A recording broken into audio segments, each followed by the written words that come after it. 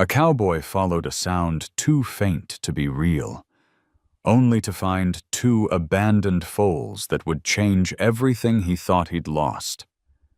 He wasn't looking for anything that morning, least of all the kind of sound only a dying creature makes. But on an abandoned trail carved into the Wyoming Badlands, Elias Ward heard something so faint the wind almost swallowed it.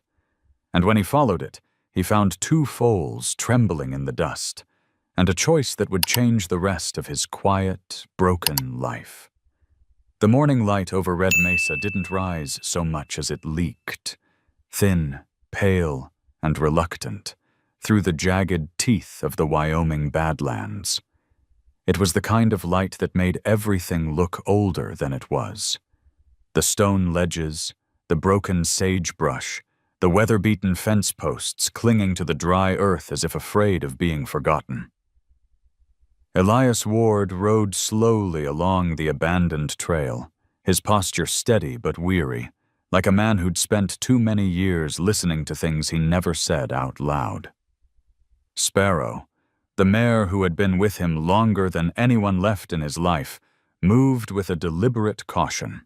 Her ears twitched at every shift of wind, every loose pebble rolling down the slope, every whisper of the land. Elias noticed. He always noticed. Sparrow didn't spook easily.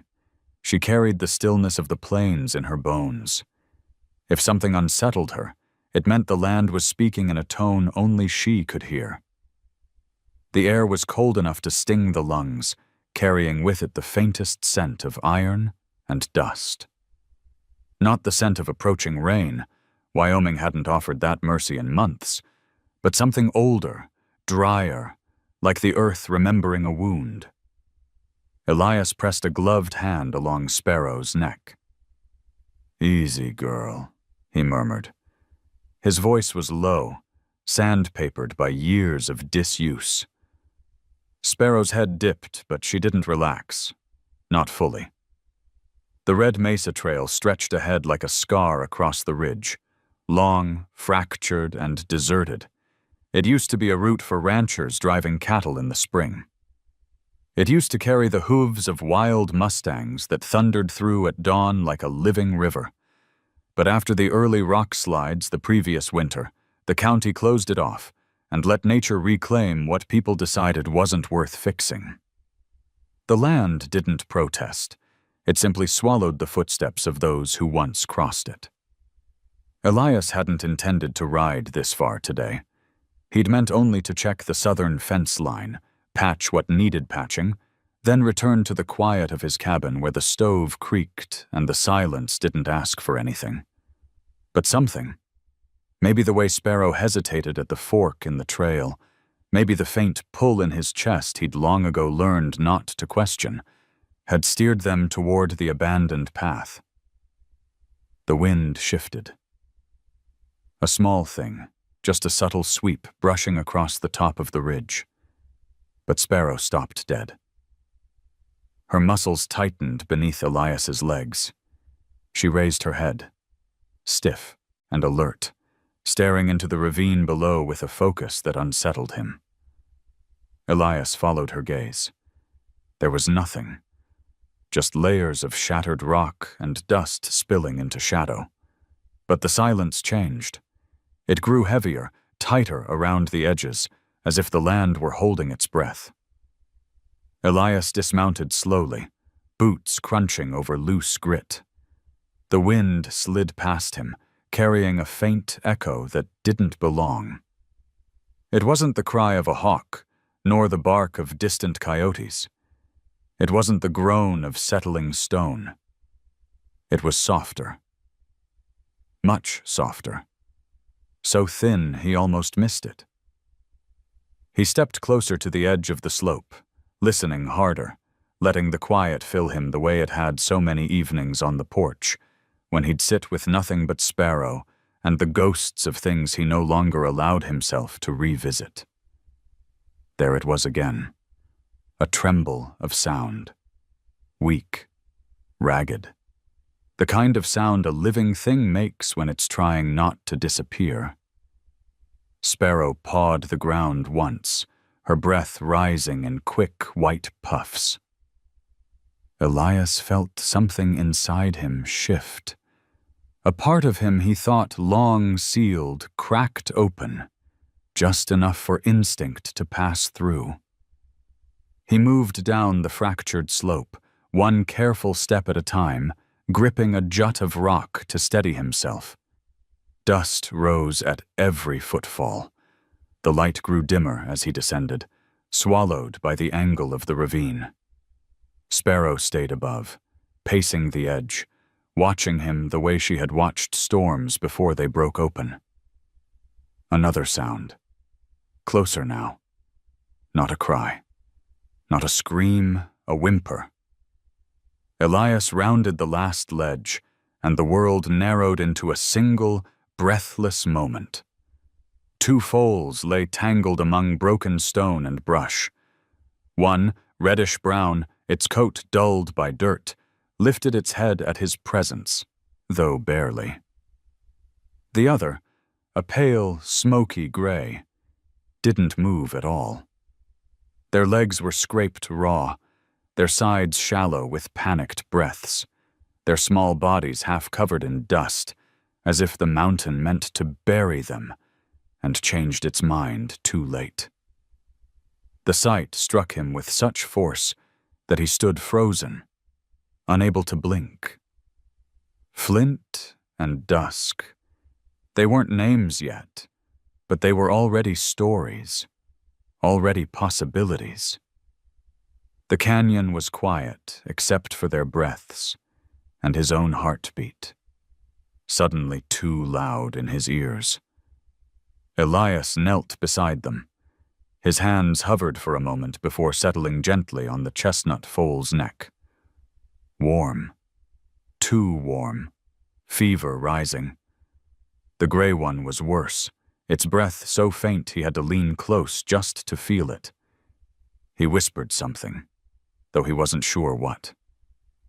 Maybe a comfort meant more for himself than them.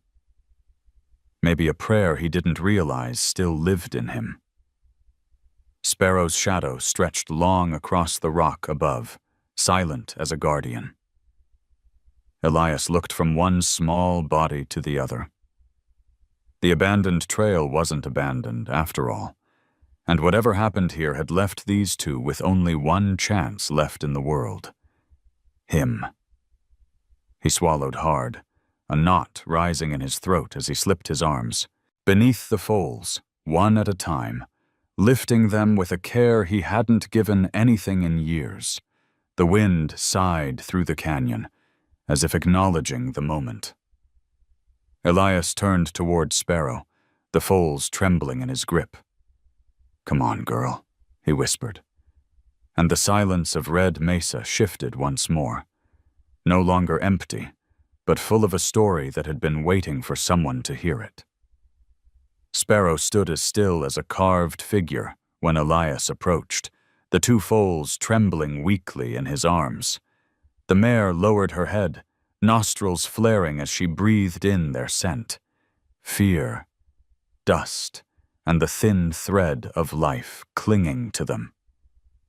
Elias shifted their weight carefully, feeling how fragile they were, how easily the smallest jolt could push one of them past the edge. The gray foal sagged against his chest, limp except for a faint quiver in its flank. He adjusted his grip so the tiny head rested near his shoulder, where it could catch some of his warmth.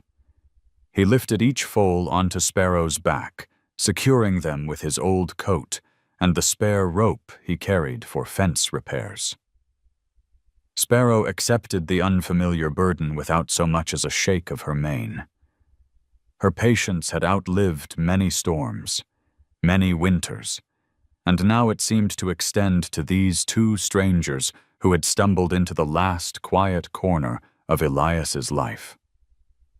"Easy, girl," he said, patting her neck. The wind answered instead of her. A low, hollow sweep through the ravine, a reminder of how exposed they were on the abandoned trail. Elias swung up into the saddle behind the bundled foals, careful not to jostle them, and nudged Sparrow forward. Her hooves found their way through the loose shale, each step deliberate. Elias kept one arm around the foals to steady them, the other lightly on the reins, guiding Sparrow up the slope toward safer ground. As they climbed, the world around them shifted from muted gray shadow to a harsh, colorless light.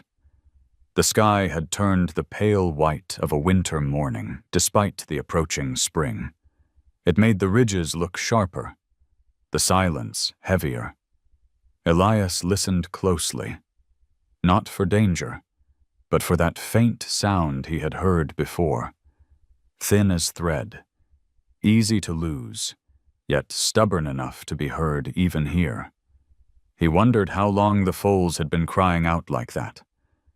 Hours? A night? Long enough for the sound to wear itself down to nothing more than a whisper. Long enough to break a heart, if anyone had been listening.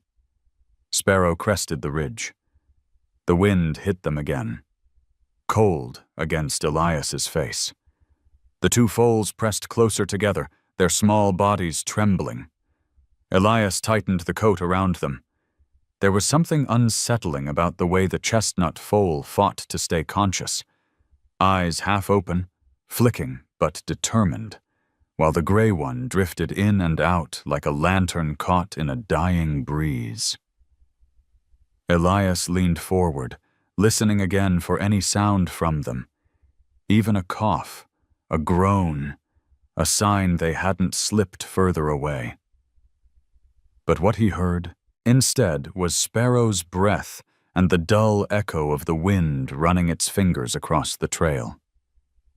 They moved toward the open plain. The cabin was still a ways off, hidden behind a rise dotted with juniper bushes. From here, the land stretched endlessly, a cold, indifferent ocean of rock and dust and distant snow melt. Elias had always taken comfort in this emptiness, its predictability, its quiet. Now, with the foal's weight against him, the same vastness felt cruel, as if the world were too large for something so small to survive in it. Sparrow shifted her gait as the ground leveled. Elias placed a steadying hand on the foals again. The chestnut one stirred, lifting its head for a moment before letting it fall back onto Sparrow's coat. The gray one didn't move. "Hold on," Elias murmured. He wasn't sure who he was speaking to, the chestnut foal, the gray one, Sparrow, or himself. Maybe all of them. When the cabin came into view, Elias felt something inside him loosen, not relief, but urgency. A place to lay them down. A place with heat and water. A place where life had at least a chance. Sparrow quickened her step, sensing his shift in tension. The foals rocked gently with the movement, and the chestnut made a weak noise, something between a sigh and a plea. "Just a little more," Elias whispered. He guided Sparrow toward the small paddock beside the cabin, dismounted, and lifted the foals carefully into his arms again. Their combined weight wasn't much, but it leaned heavily on him in ways he couldn't name. Sparrow followed close as he pushed open the cabin door with his shoulder, stepping into the dim interior where the smell of old wood and cold air lingered. He laid the foals down on a blanket near the stove, their bodies curling instinctively toward each other. The gray one let out a sound, a nearly silent hitch of breath that barely lifted its chest. Elias froze. It wasn't the sound of pain, it was the last whimper of something asking not to be forgotten, a sound no one should hear alone. He knelt beside them, his hand hovering over the gray foal's neck as he waited to feel the faint rise and fall of its breath. When it came, slow, fragile, he let out a breath of his own. Sparrow stood in the doorway, her silhouette framed by the waning daylight, watching with an intensity that made the small cabin feel less empty. "Stay with me now," Elias said quietly, more to the stillness than to the foals. "You're here. That's enough for tonight." Outside, the wind swept past the eaves, brushing the trail as if erasing the last traces of their journey. Inside, Elias leaned closer, listening for any sign of change. There was no comfort in the sounds, no certainty, only the promise of a fight he hadn't known he would take on this morning. But he was here now, and the foals were breathing. Night crept across the plains in a slow, deliberate hush, settling around the cabin the way snow buries a fence, line quietly, with purpose. Elias fed another handful of wood into the stove, watching the flame crawl along the dry logs until the room filled with a soft amber glow. The warmth pushed back the cold that had followed them in from the trail, but it did little to calm the tightness in his chest as he looked down at the two foals curled on the blanket. Flint, the chestnut one, lay with his legs tucked awkwardly beneath him, shifting now and then, as if reminding himself that he was still alive. Dusk, the gray foal, barely moved. Only the faint tremor of breath rising beneath his pale coat betrayed that he remained in this world at all. Elias knelt beside them, hands hovering over their small bodies, afraid to touch, afraid not to. The cabin had always been a place for silence. His own, mostly. It held the kind of quiet that collected in the corners like dust, and never left unless pushed out. For years, Elias had carried that silence like a second skin, a buffer between himself and a world he no longer trusted. But tonight, the room felt different. The stillness wasn't empty anymore. It was crowded with fragile breaths, the scent of warm straw, the soft scrape of Sparrow shifting her weight outside the door. He dipped a cloth into a bowl of warm water and wrung it out with slow, careful movements.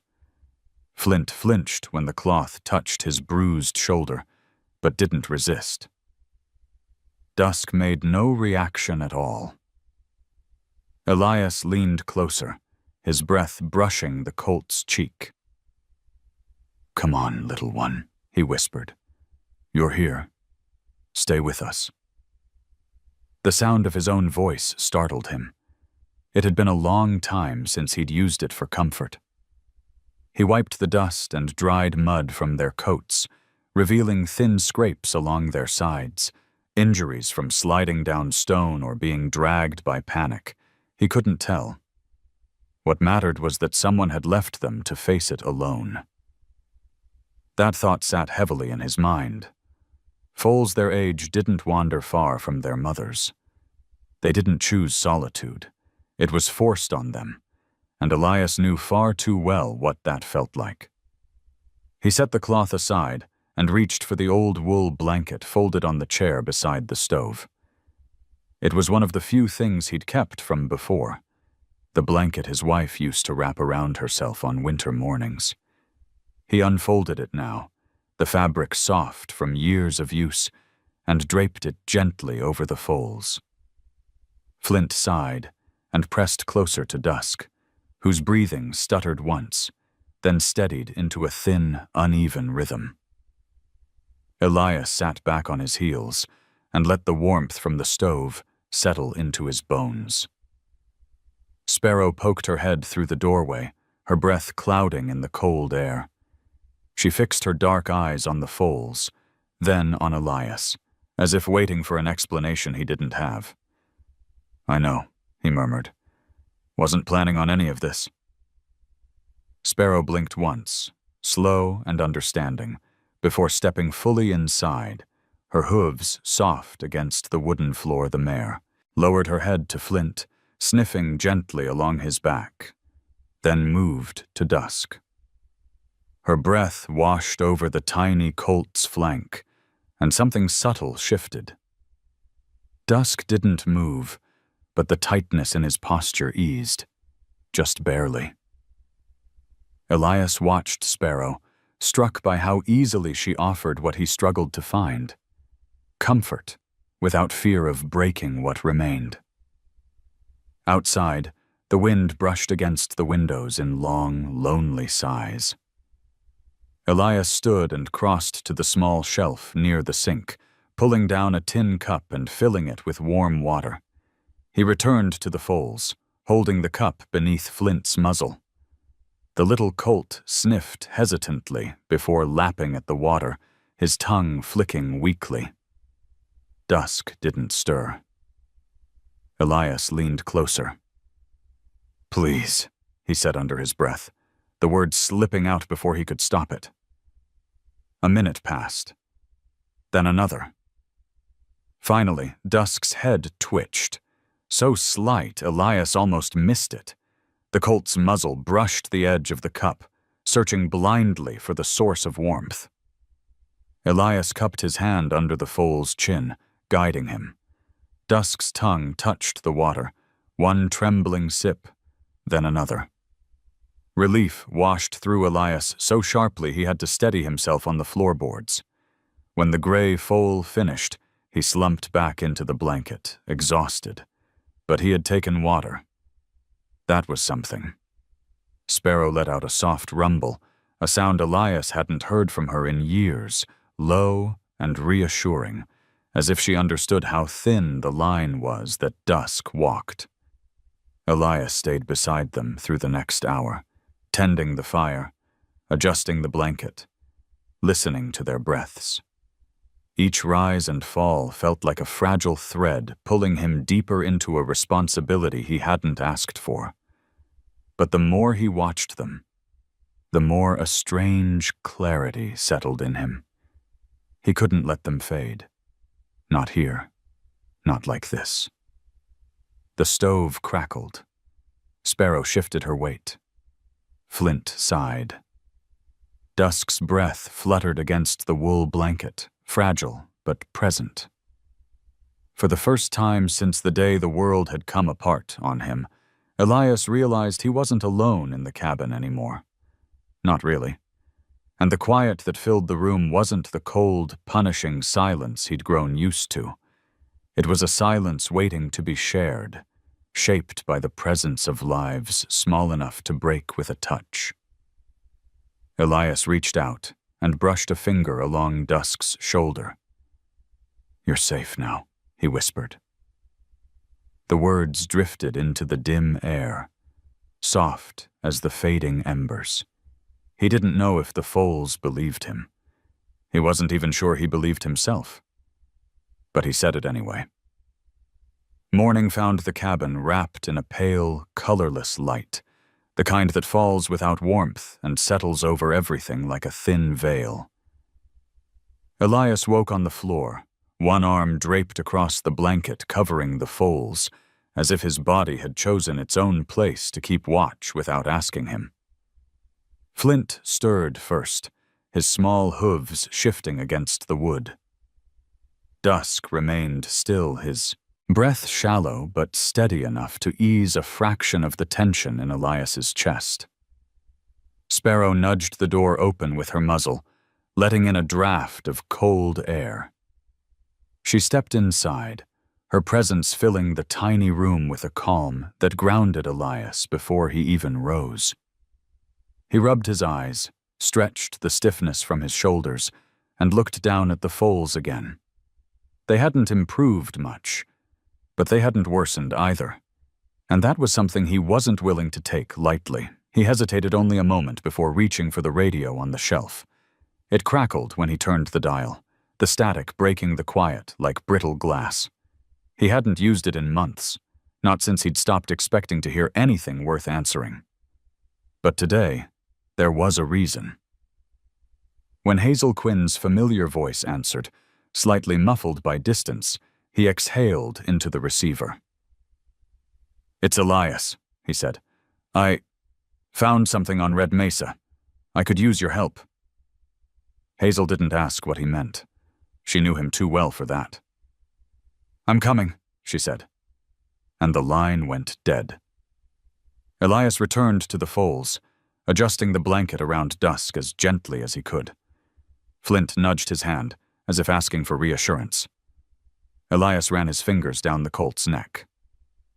"She'll know what to do," he murmured, though the words felt fragile even as he spoke them. By the time Hazel's truck rumbled up the dirt road, the sun had climbed higher, though it still sat dull and hesitant behind a thin haze of clouds. Elias stepped outside just as Hazel climbed down from the driver's seat.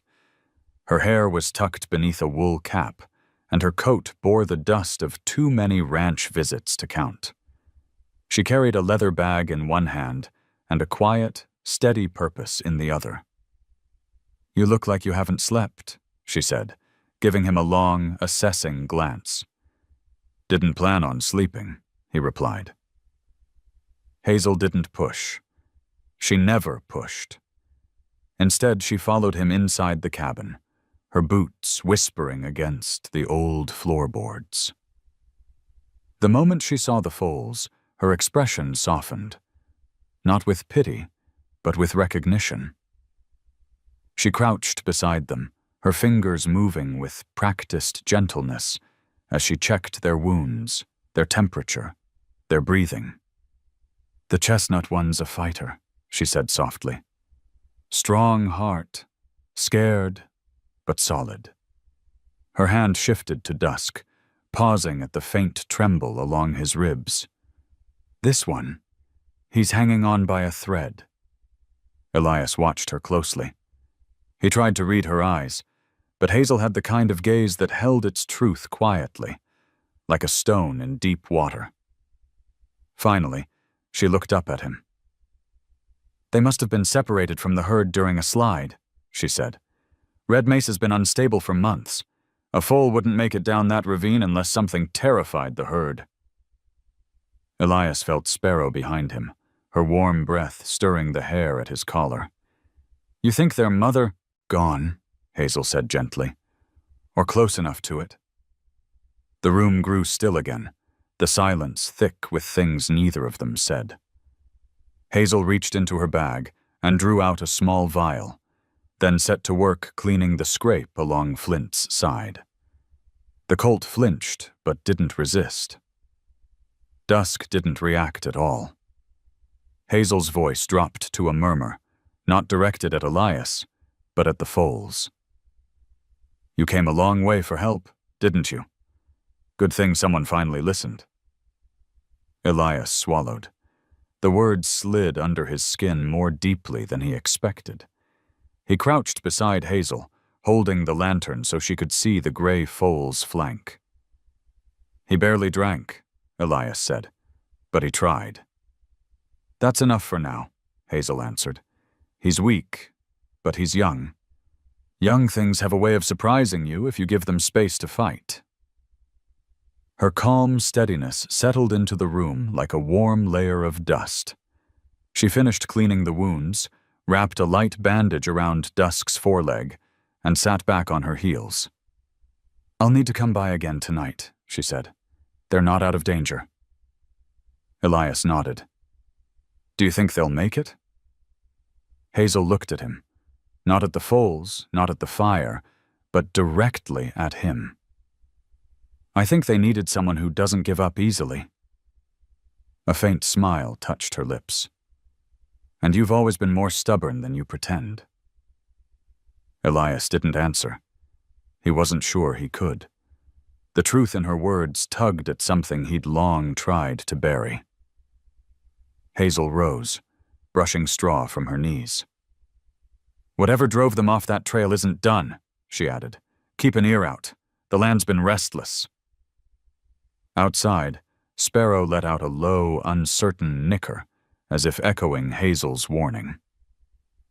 Elias followed Hazel to the door, the cold air brushing against his face as she stepped into the pale sunlight. "I'll be back before dusk," she said, swinging into the truck. "Keep them warm. Keep them close." The engine started, rumbling away down the road until its sound dissolved into the wide emptiness of the plains. Elias stood there for a long moment, Sparrow at his side, both of them watching the dust settle in her wake. Behind him, the cabin remained silent except for the thin breaths of two creatures who had found their way into his life by accident, or by something else entirely. He closed the door gently and returned to them, the weight of Hazel's words lingering in the air. Young things have a way of surprising you. He hoped, with everything in him, that she was right. By late afternoon, the temperature dropped again, the kind of sudden cold that didn't belong to any season in particular.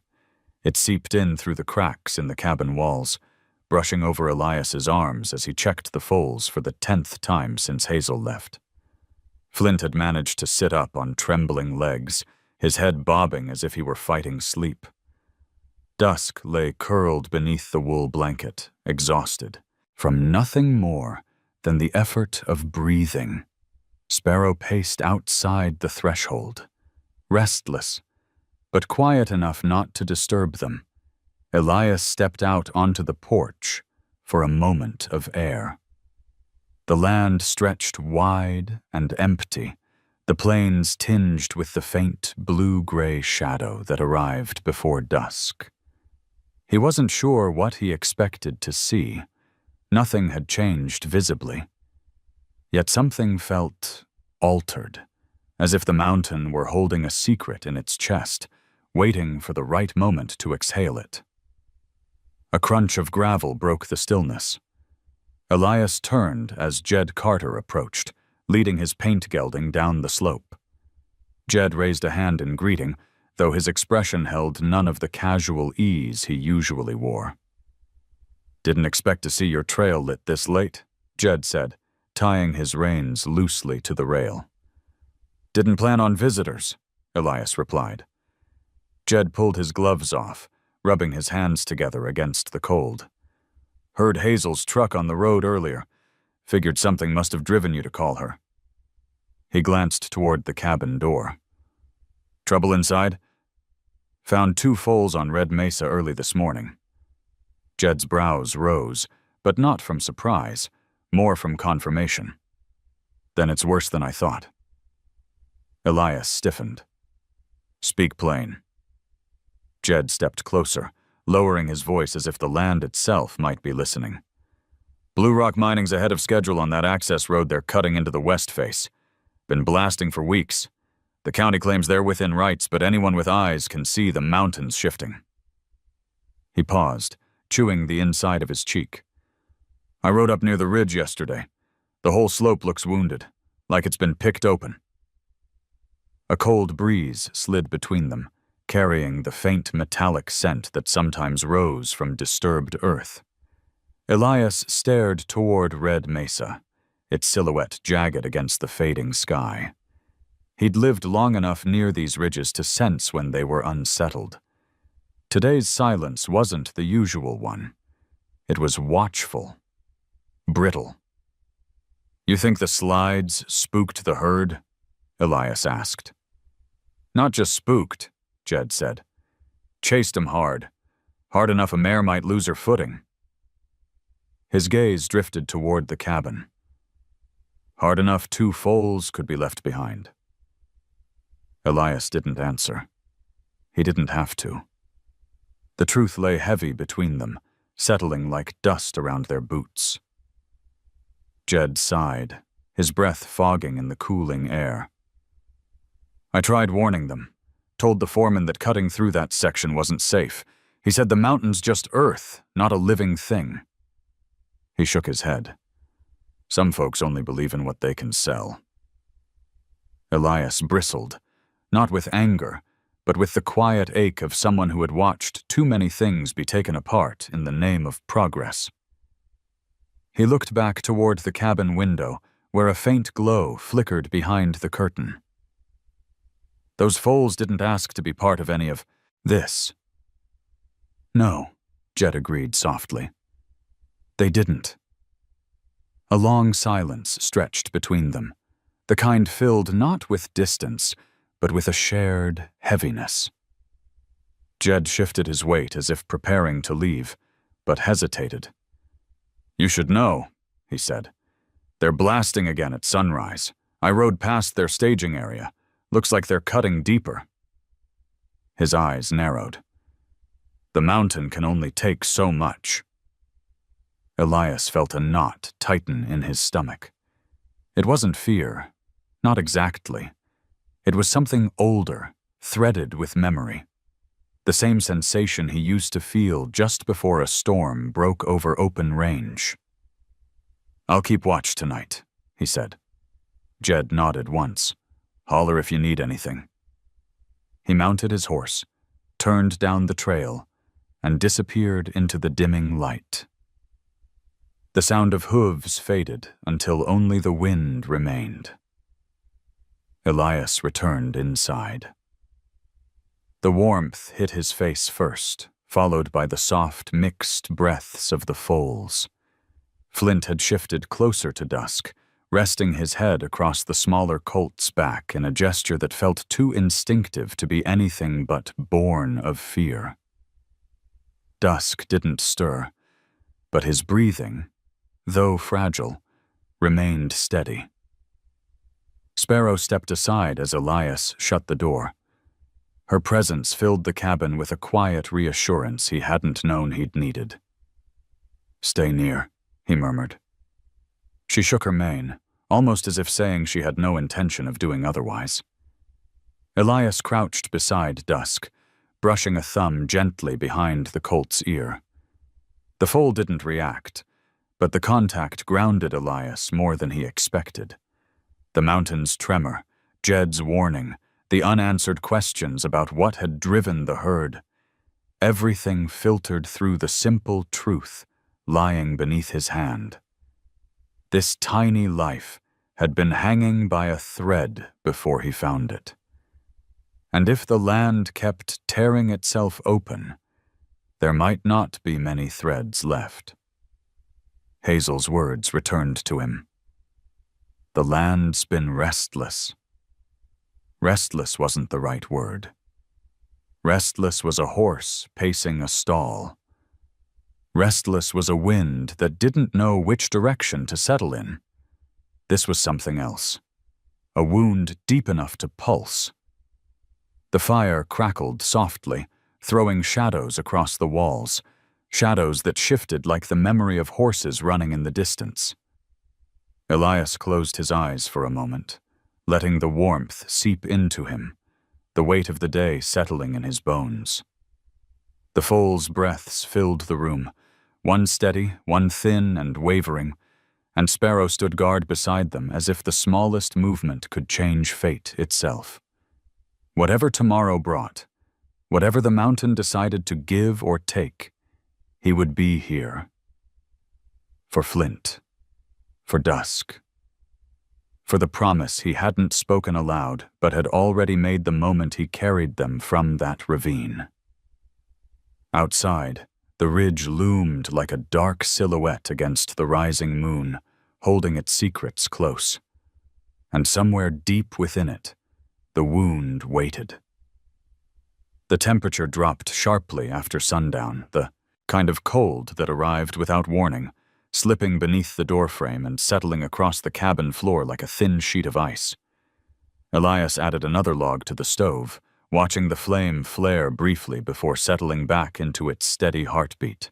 Sparrow stood just outside the threshold, her silhouette etched by moonlight, ears angled toward the ridge, as if listening to something he couldn't yet hear. Flint was curled against Dusk again, his small chest rising and falling in shallow but healthier breaths. Dusk lay so still that Elias had to lean close to be sure the colt hadn't slipped backward while he wasn't looking. When the faint tremble of breath touched his fingertips, Elias let out a slow exhale, the tension in his shoulders easing only a fraction.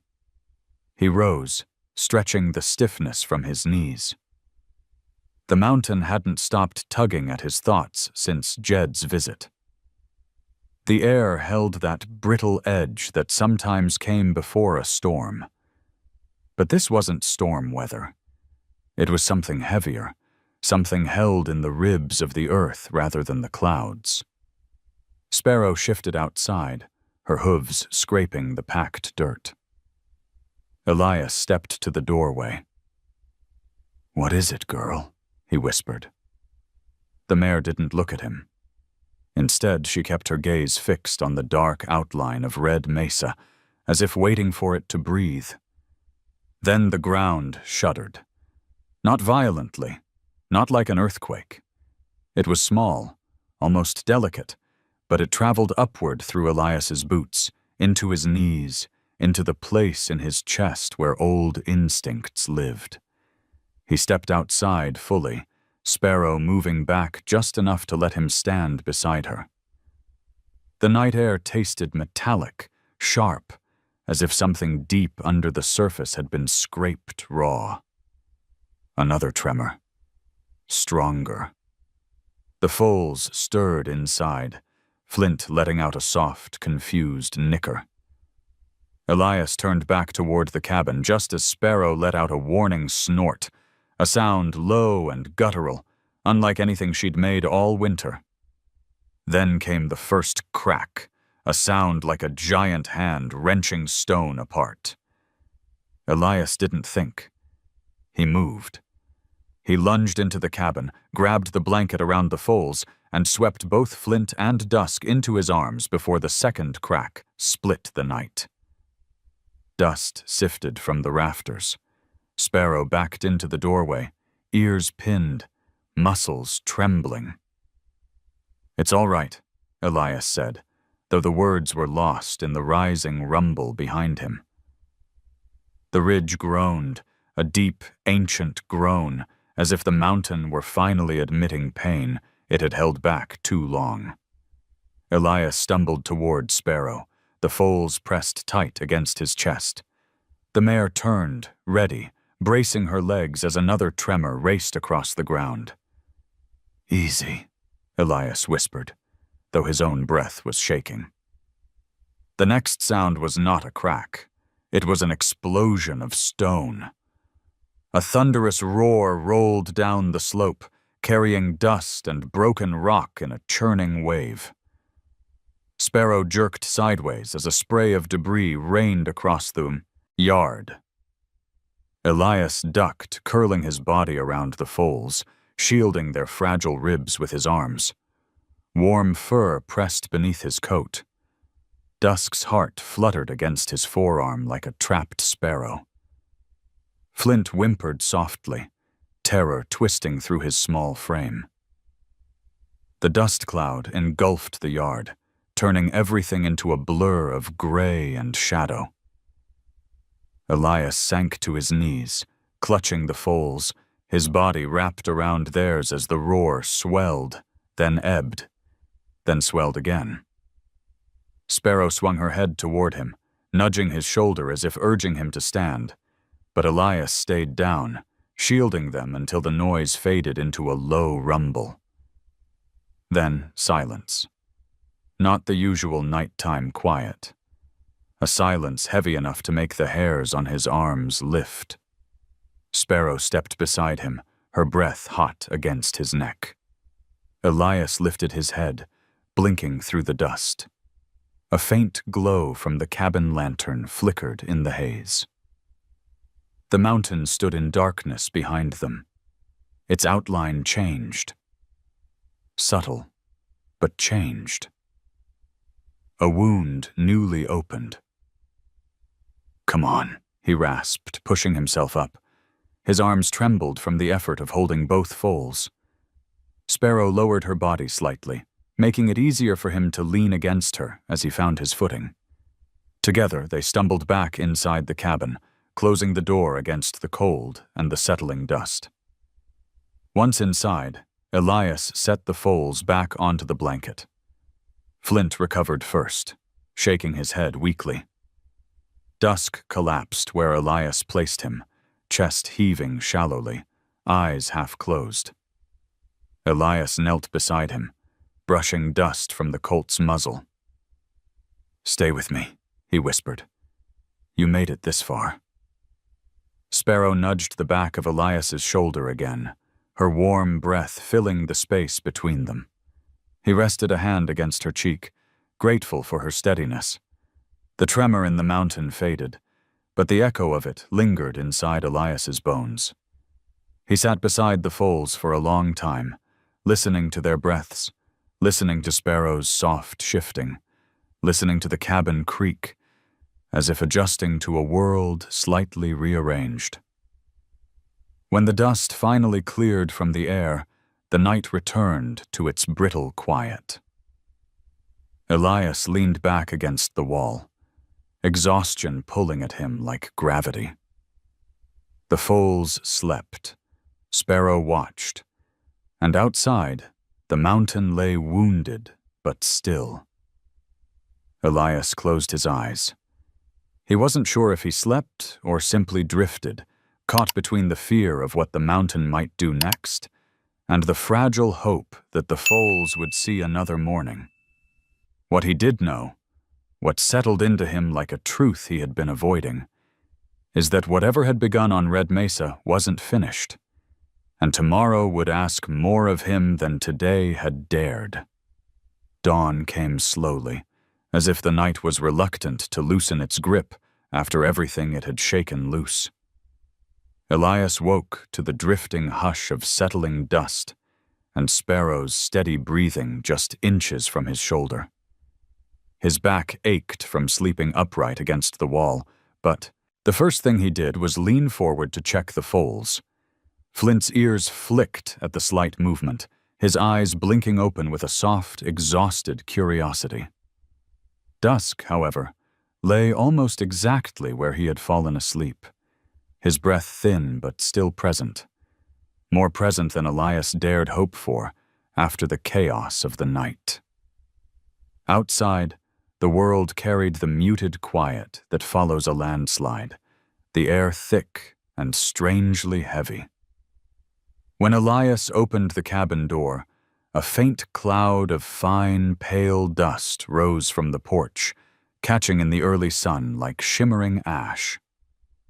Sparrow followed him out, stepping with the unhurried caution of an animal who understood instinctively that the land had not yet finished shifting. The ridge loomed ahead, familiar but altered, its upper edge appearing torn in places where rock had sheared away under the force of the collapse. Elias stared at it for a long moment. It wasn't the damage itself that arrested him. It was the narrow gap carved into the slope, a split of earth where light funneled through in a long, golden blade. He couldn't remember that opening ever being there before. Sparrow lifted her head toward it, ears pricked forward. The glow filtering through the gap washed the slope in a soft, warm tone, far too gentle for a wound torn open by stone. Elias felt a strange tightness in his throat, as if the mountain had breathed out something fragile, but full of meaning. He stepped down from the porch. The earth felt softer under his boots, as though the skin of the land had been scraped raw. Sparrow followed without being called, her hooves leaving shallow prints in the dust. As they approached the rise, the sun continued to gather inside the opening in the mountain, growing brighter, sharper, almost like a lantern guiding them. When they reached the crest, Elias stopped in his tracks. Below them, the mountainside sloped into a narrow, hidden passageway that hadn't existed yesterday. It wound down between tall, slanted walls of rock before leveling into a flat stretch of earth that glowed gold beneath the rising sun. Grass clung to the edges of the new path, flattened by something that had moved across it, recently and not lightly. Elias crouched, touching the disturbed earth with his fingertips. The soil still held warmth, as if the memory of something running through it hadn't faded yet. Sparrow stepped beside him, lowering her head. Her breath puffed against his cheek. Elias followed the subtle direction of her gaze, scanning the ground again, this time noticing the faint impressions pressed into the soft earth. Hoof prints. Not from one horse or even a handful, but from a group moving together. A herd. The realization rippled through him like a sudden gust of wind. After the chaos of last night, the idea that something, or many somethings, had found passage here felt almost unreal. And yet the evidence lay right at his feet, quiet but undeniable. He straightened slowly, staring down the newly revealed trail. The golden light filled the passage, as though the mountain itself was offering a way forward, not just for the herd, but for anyone willing to see it. He felt Sparrow press her shoulder gently into his arm, grounding him in a moment thick with meaning he couldn't name. Then a soft sound drifted up from the cabin. Flint's call, thin and uncertain, followed by a weaker, breathy echo from dusk. Elias turned. The foals lay inside, too fragile to be moved, too dependent on his presence to be left alone for long. "Not today," he murmured to the hidden path, to the mountain, to the light, carving its way into the world. But soon. He and Sparrow walked back toward the cabin, their shadows stretching long in the early sun. As he stepped inside, Flint lifted his head, and dusk tried to mimic him, though his body trembled with the effort. Elias knelt beside them, brushing Dusk's cheek, surprised by the faint warmth returning beneath the colt's skin. "You heard something, didn't you?" he whispered, looking from Flint to Dusk. The two foals lay close, their small frames pressed together as if sharing strength. Elias sat between them, the softened light spilling across the floorboards. Through the open door, the golden blade of sunlight from the ravine hovered like a quiet promise, one he didn't yet understand but felt in the marrow of his bones. Last night, the mountain had torn itself apart. This morning, it revealed a way through. And something deep inside Elias, something that had slept for far too long, began to stir, awakened not by noise or fear, but by a single, unexpected truth. Sometimes the earth breaks open not to bury, but to show the path that had always been there beneath the stone. Elias didn't sleep again after dawn. The light spilling through the new opening in the mountain had left him unsettled in a way he couldn't name, something between wonder and dread, like hearing a melody he recognized but couldn't place.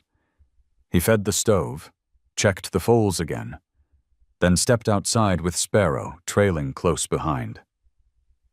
The land carried that strange, waiting quiet he'd felt ever since the slide, but now it felt attentive, as if the mountain itself had turned an ear toward the cabin. Hazel's truck had yet to appear on the road. Jed's ranch lay somewhere beyond the low ridge, invisible from here, but close enough that Elias imagined he could almost sense the man's unease drifting through the morning air. Flint called softly from inside, a wavering, searching sound. Elias glanced back and saw the little chestnut colt trying again to push himself upright. His legs trembled, but he managed to stay propped on his forelegs long enough to nudge Dusk's shoulder with his muzzle, urging him gently. Dusk lifted his head a few inches, eyelids fluttering. "You're fighting," Elias murmured. "Both of you." He stepped back outside, letting them rest. Sparrow stood rigid, her ears pointed, toward the far ridge. Elias followed her gaze. The morning haze drifted low across the valley, but something moved behind it, something too rhythmic to be wind. Then he heard it. Faint at first. A low, distant thrum, almost like a heartbeat carried through the earth rather than the air. Sparrow's tail lifted, swaying once. Elias felt it then, beneath his boots, a vibration moving through the ground, subtle but certain. He walked toward the fence line, each step slower than the last. The ridge shimmered through the thinning haze as the sun rose higher. The sound grew clearer, separating into layers, the cadence of hoofbeats, many of them, moving together in long, rolling waves. "No," he whispered, though he wasn't sure whether the word was disbelief or awe. The haze split. Shapes appeared on the ridge, first shadows, then bodies. A line of horses emerged from the pale light, like a procession woven from dust and morning gold. Wild coats glinted, manes lifted in the wind. Their silhouettes stretched long against the sky. The sunbreak herd. Sparrow let out a low, breathy whinny, half greeting, half recognition. Elias felt something tighten deep in his chest. He had heard stories of the herd since childhood, tales whispered by old riders who spoke of them as if they were more legend than flesh. But seeing them like this, moving through the light that poured from the torn mountain, felt like witnessing the land set itself right again. The led stallion stepped forward, black as a shadow on fresh snow, muscles rippling beneath his coat. He held his head high, searching. Not for danger, not for land, for something he had lost. Elias exhaled slowly. "You're looking for them." The stallion's ears flicked, catching Sparrow's quiet nicker. He answered with a deep, resonant call that rolled down the slope, like thunder softened by distance. The sound seeped into the cabin walls, into the porch boards, into the bones of the land.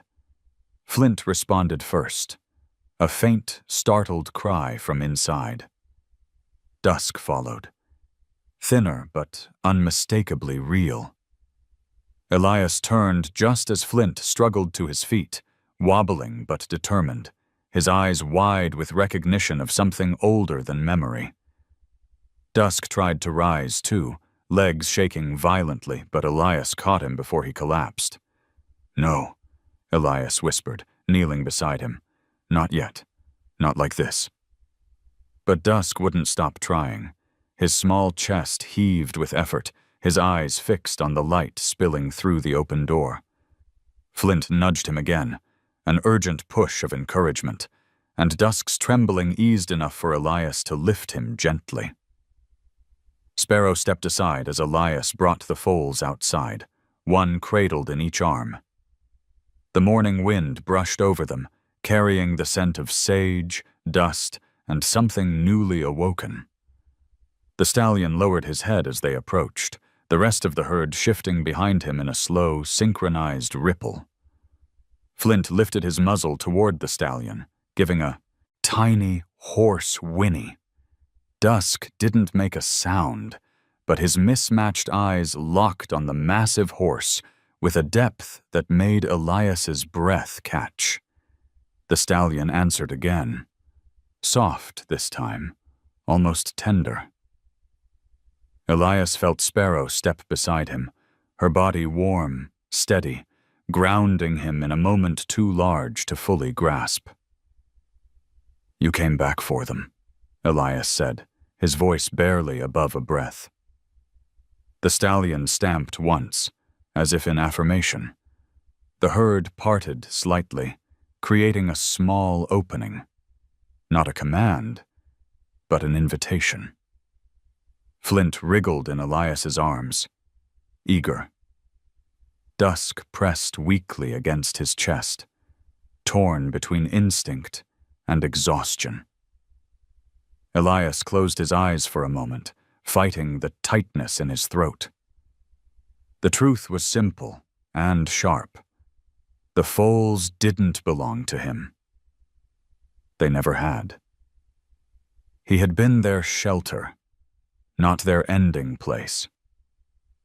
He lowered Flint first. The little colt wobbled, steadied, then stepped toward the herd with hesitant, unpracticed strides. The stallion watched, patient, regal. When Elias lowered Dusk, the gray colt's legs folded immediately. Elias knelt beside him, supporting his chest. "Easy," he whispered. "You don't have to run. Just stand. Just be." Dusk lifted his head toward the herd. Another soft call rose from the group, an answer waiting for him. Slowly, painfully, he inched forward, leaning partly on Elias, partly on himself. Flint trotted back a few steps, urging him on with small, insistent nudges. Elias stayed beside Dusk until the colt took one step entirely on his own. Then another. Then a third. The herd waited, still as carved figures. Sunlight brightened through the opening in the mountain, painting the path in warm gold. And for the first time since Elias had found them on the broken trail, both Flint and Dusk stood beneath that light, no longer small shadows hidden in the dust, but part of something larger than fear, larger than loss, larger than any one man's hands could hold. Elias had never known silence could feel so full. The sunbreak herd stood motionless at the edge of the yard, their shapes bathed in the pale gold pouring through the opening in the mountain. Flint had already joined them, his tail flicking nervously as he hovered near the front ranks. But his eyes never left Dusk, waiting, urging, asking without words. Dusk swayed on weak legs, sides heaving with the effort of standing. Elias kept one hand steady on the colt's ribs, his fingers feeling each tremor. The colt's breath fluttered, caught, then steadied. Elias lowered himself to one knee beside him, grounding the young life leaning into his side. "You're almost there," he whispered, though his own throat tightened as he said it. Sparrow stood just behind them, her chest brushing Elias's back, offering her quiet strength to both of them. Her presence felt like a hand on his shoulder, steadying him the way she always had through years of losses he didn't speak about anymore. Even now, she knew this moment belonged to him just as much as to the foals. The sunbreak stallion stepped forward. He lowered his head, the massive arc of his neck shadowing the dust at his feet. His voice rumbled low and soft, a call that felt less like sound and more like invitation. Flint answered it with a small whinny, eager and trembling. Dusk lifted his head at the stallion's call. His mismatched eyes flickered in the morning light. One the color of cold sky, the other the muted brown of the earth beneath them. Elias had memorized that gaze over the past day. Fragile, uncertain, and impossibly brave. The colt took another step, then faltered.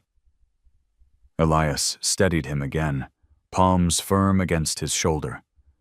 The warmth beneath Dusk's thin coat was faint, but real, alive.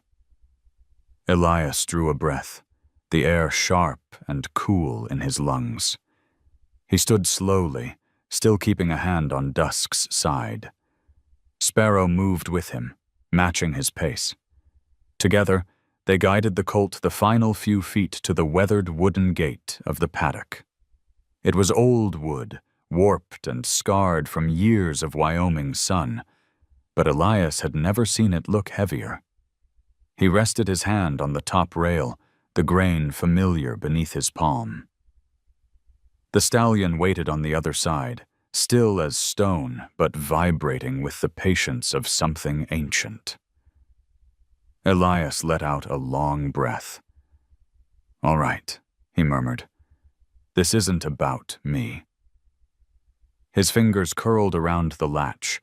It lifted with a soft, metallic click that felt louder than the rock slide. The gate swung inward, slow and creaking, opening not just to the yard beyond, but to the new path carved by the mountain itself.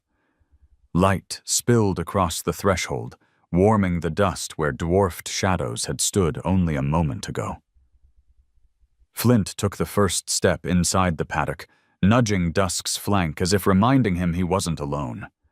Dusk answered with the faintest nicker, thin, breathless, but determined. Elias stepped back, giving the colts space. "Go on," he said softly, though the words trembled as they left him. Flint started forward. Dusk hesitated, his legs shaking from the strain of the moment. He looked at Elias, not with fear, but with a kind of searching. As if he knew something was ending here, and something else waited for him out there in the light. Elias crouched beside him, lowering his forehead briefly to the colt's cheek. Dusk's breath warmed his skin. "You don't owe me anything," he whispered. "Not staying, not leaving. Just choose the world that calls you." Dusk blinked slowly, leaning into the touch for one fragile heartbeat. Then Flint nudged him again, gentler this time, encouraging rather than urging. Dusk stepped forward. One step, then another, then a third, each one steadier than the last. The stallion lowered his head and breathed across Dusk's face. A greeting, a claim, a welcome home. The herd parted slightly, allowing both Flint and Dusk to slip into their shelter. Flint blended immediately, his energy sparking, through the group like a flame catching dry brush. Dusk, smaller and slower, tucked himself between two mares who shifted to protect him with instinctive certainty. Elias stood at the open gate, Sparrow at his side. The mare brushed her nose gently against his shoulder, as if sensing the shift inside him. And something did shift. Not sharply, not painfully, but in the quiet way a knot unravels after being pulled tight for too long. The sunbreak herd turned toward the golden passage, their hooves whispering across the ground. The stallion cast one last look at Elias, calm, acknowledging, before leading the herd toward the light pouring from the mountain's wound. Elias watched them go, his heart pulled in two directions at once. Pride and loss, relief and ache, grief and something softer. When the last tail disappeared into the brilliant opening, the yard fell quiet again. But it wasn't the old silence he had lived with. This one held breath, life, memory, the echo of hoofbeats lingering just below the wind. Elias looked down at his hands, the ones that had carried those foals from the broken stones, the ones that now trembled with neither cold nor fear. Just release. Sparrow leaned against him, her warmth pulling him back to the present. "It's done," he said, almost to himself. "Not ended. Just done." And the gate, open as it was, looked less like something lost and more like something finally allowed to breathe. The day after the herd vanished into the mountain light, the world settled into a stillness so quiet it felt almost sacred. Elias stepped outside at first light, the cold brushing his face with a gentleness that hadn't been there in weeks.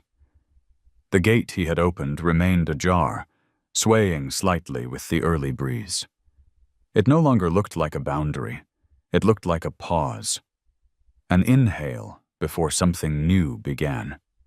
Sparrow wandered the yard, nosing at places Flint and Dusk had stumbled just days earlier.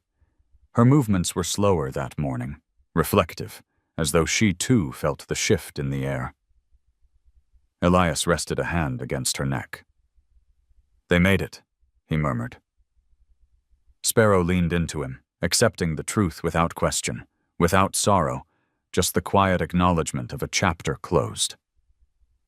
The mountain caught the morning sun in a way Elias had never seen, its torn opening glowing not harshly, but gently, like a lantern left burning for travelers. Dust drifted upward in tiny columns, shimmering in the golden beam. It reminded him of water, though he knew it was only the earth exhaling after all its breaking. He walked the worn path toward the place where the new trail descended. The ground still bore the faint signatures of the herd, a scuff here, a ridge of compressed soil there. But the wind had already begun smoothing the traces.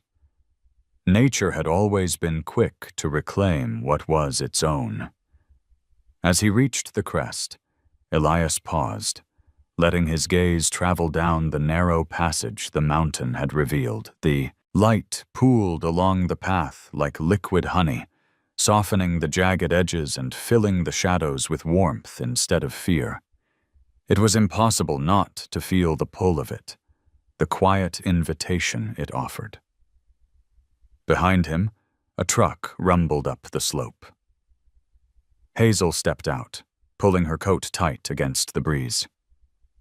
She walked toward him, boots sinking slightly into the softened dirt, her eyes scanning the ridge before settling on him. "You look different," she said quietly. "So do you," he answered, managing a small smile. Hazel studied the mountain for a long moment. "Jed told me what happened last night. Said the blast woke half the valley. The company finally halted all operations this morning. Sheriff came down hard on them." Her jaw tightened. "Too little, too late, maybe. But at least the land gets to breathe for a while." Elias nodded. They stood together in silence, watching the mountain as if waiting for it to speak. Hazel's eyes drifted toward the glowing passageway. "That wasn't here before," she said. "No," Elias replied. "It wasn't." Hazel's voice lowered. "They found the herd tracks further down the canyon, clean, steady, no signs of injury." A breath escaped Elias, not relief exactly, but something gentler, something that loosened the seam that had tightened in him since the storm of falling stone. He nodded. They were strong enough to keep going. Hazel looked at him. "And you were strong enough to let them." She didn't say it with praise or sympathy, just truth. The morning unfolded slowly, quietly. Hazel returned to her truck to fetch supplies. Jed arrived an hour later, hat in hand, offering tools and the unspoken apology that lived in the slump of his shoulders. Even Sparrow stood nearby, as if she sensed something communal was gathering. An unhurried, tender mending of land and people alike. Elias picked up a shovel first. Hazel gathered fallen branches. Jed hauled stones loosened by the slide. They worked without instructions, without planning, each of them simply meeting the land where it had broken and doing what they could to steady it again. The new trail needed shaping, reinforcing, smoothing. Not for the herd, they had already passed. Not for the county, they had abandoned this place long ago. For the land itself, and for the people who could feel its pulse when others ignored it. Hours passed. The sun warmed the top of Elias's back as he lifted another stone into place. His muscles burned, but not painfully. He hadn't worked beside anyone like this in years. He'd forgotten how different the silence felt when shared with others, how it could be comforting instead of heavy. By afternoon, the passage looked less like a wound and more like a path. The jagged edges were softened, the loose debris cleared, the ground tamped enough to hold its shape. Hazel wiped sweat from her brow. Jed leaned on his shovel, breathing hard. Sparrow huffed in that quiet way she did when approving something. Elias stepped back, taking in the view. The trail stretched down the canyon like a quiet promise, something new that felt as though it had always been meant to exist. As the sun dipped lower, gold shifted to amber. Hazel touched Elias's arm lightly. "You could have closed that gate this morning," she said. "Most would have." "It wasn't mine to close," he replied. Hazel offered a knowing smile, then gathered her things and headed for her truck, leaving Elias with Sparrow and the soft hum of approaching dusk. Jed rode off shortly after, his silhouette shrinking along the ridge until it blended into the land. Elias stood alone again, but it wasn't the same kind of solitude that had once weighed on him. This one felt open, like a page not yet written. He returned to the cabin just as the last light stretched across the valley. Sparrow stopped at the threshold, head turning sharply toward the mountain. Elias paused, listening. At first, he heard nothing but the settling of the land cooling under the evening. Then, faintly, so faintly he wondered if he imagined it, a soft echo carried on the breeze. A pair of young voices. Two small, high-pitched whinnies fading into the canyon. Elias closed his eyes. Neither sorrow nor joy filled him. It was something quieter, deeper, like hearing an old song come from somewhere far away, reminding him that he had once belonged to the world and could again. He rested a hand on Sparrow's neck. Her warmth steadied him. "Let's go home," he whispered. And together, they walked back inside, leaving the gate open behind them, letting the night carry whatever it wished through the new trail that now belonged to everyone. Mountain, herd, and man. If this story touched you, even in a small, quiet way, I'd love to hear your thoughts below. A simple comment helps keep these stories alive. And if you'd like to join me for the next journey between people and the animals that walk beside them, feel free to subscribe. There are many more stories waiting for us.